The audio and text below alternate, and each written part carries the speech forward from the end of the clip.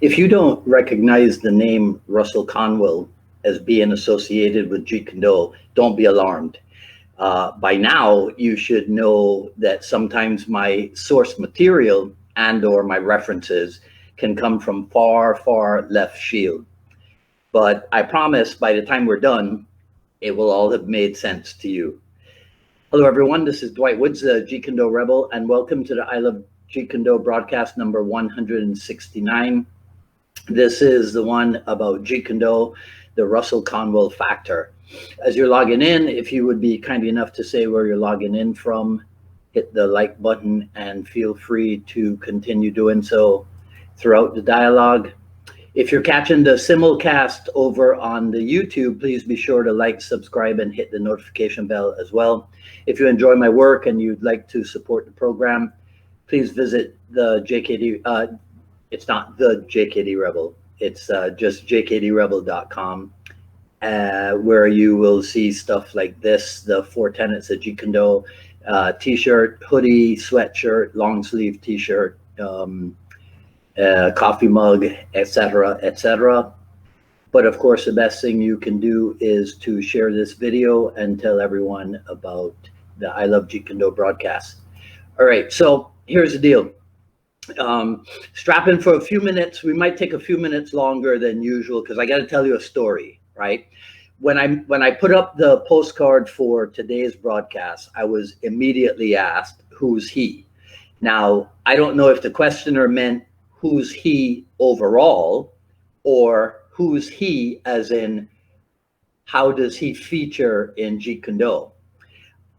I found it interesting, nevertheless, since way too often in Jeet Kune Do discussions, people are always talking about other people, but I subscribe to the notion that small minds discuss people, aka gossip, whereas great minds discuss ideas.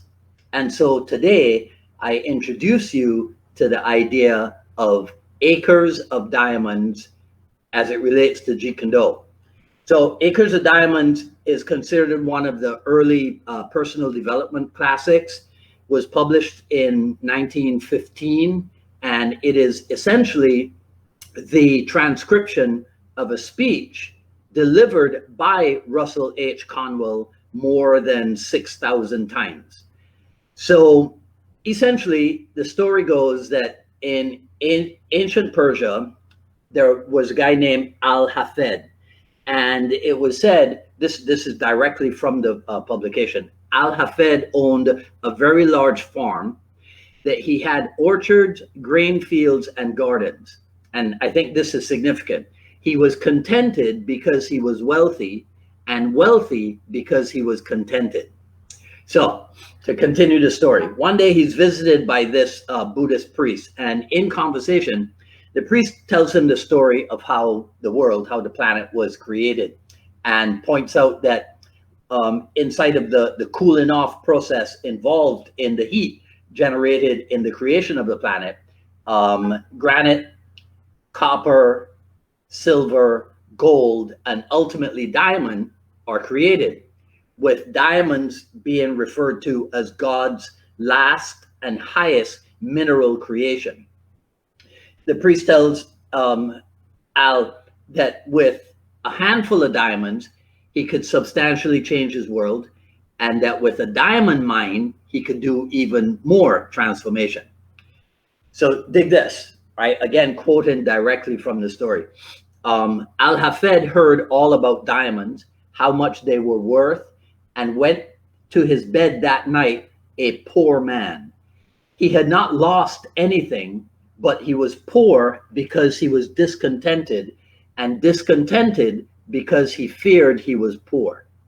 All right, so long story short, I'm not going to do the whole speech that Conwall did. Al-Hafed sells his farm and goes off on the adventure in search of diamonds. And after years of frustration and lack of success, he finally drowns himself. He commits suicide by drowning. Meanwhile, back at his old farm, the guy who had bought it one day discovers this strange looking stone and he takes it inside the house and he puts it on the mantle, kind of like for decoration. A few days after that, the same old Buddhist priest comes by to visit, and he sees the stone up on the mantle, and he instantly recognizes it as a diamond. And so he asks the current owner if Al-Hafed had returned. The other guy says, no, he has not returned. I found this stone right here on this property yesterday.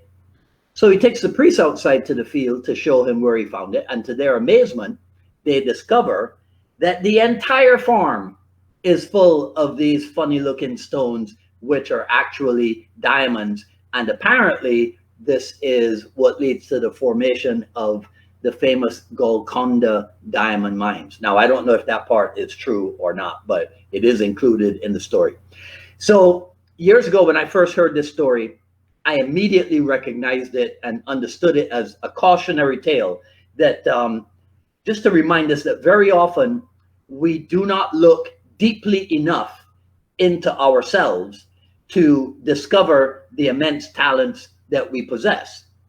By extension, when I started studying the business of martial art, and of course, this story comes up again, I immediately realized that we, and I use the pronoun we because I include myself among the guilty, we had imagined that the traditional arts, the so-called classical arts, that they had everything that it took for professional success. You know, they had the uniforms, they had the curriculum, they had the ranking systems, all that stuff.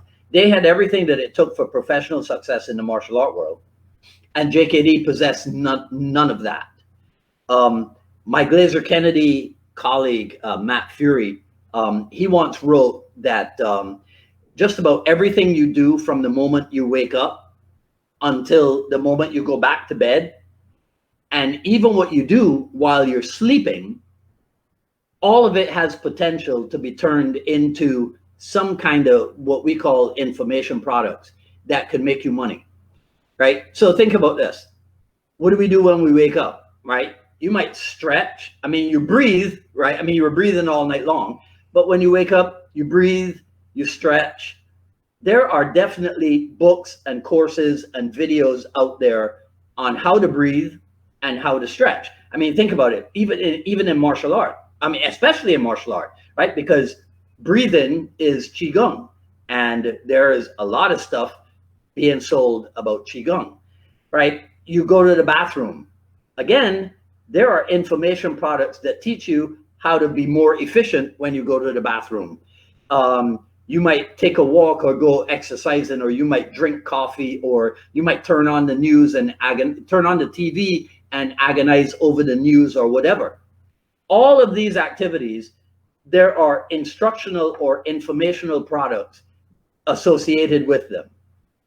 So my suggestion is that if you are still guilty of this, you stop thinking in terms of what we lack in Jeet Kune Do, what the traditional arts, or even in more modern times, what the Brazilian Jiu Jitsu world or the Muay Thai world or the MMA world have come along, and now they're the popular stuff, and so they have everything essential for professional success in the martial art world. Stop thinking in terms of what we lack in Jeet Kune Do, and start thinking in terms of how you can take your JKD knowledge and put it to greater use to benefit yourself and everyone else.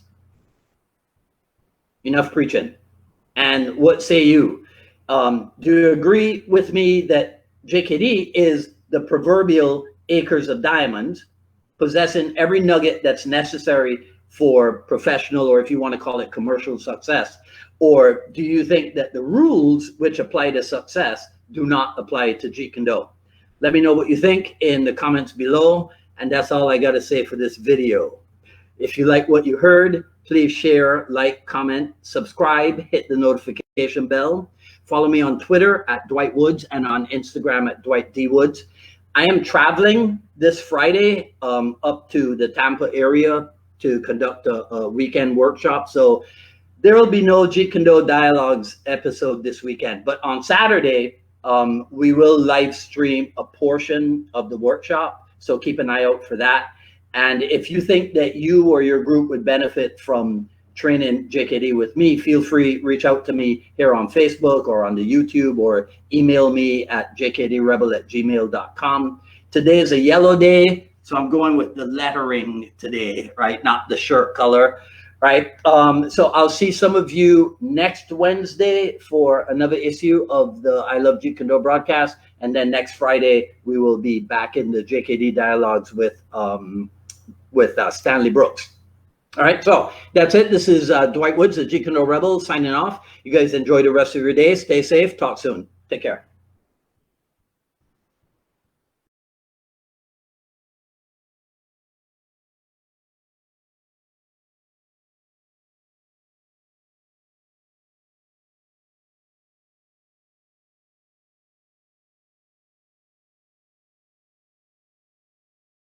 He waits on the 3 and gets back. Sometimes he goes on the 2.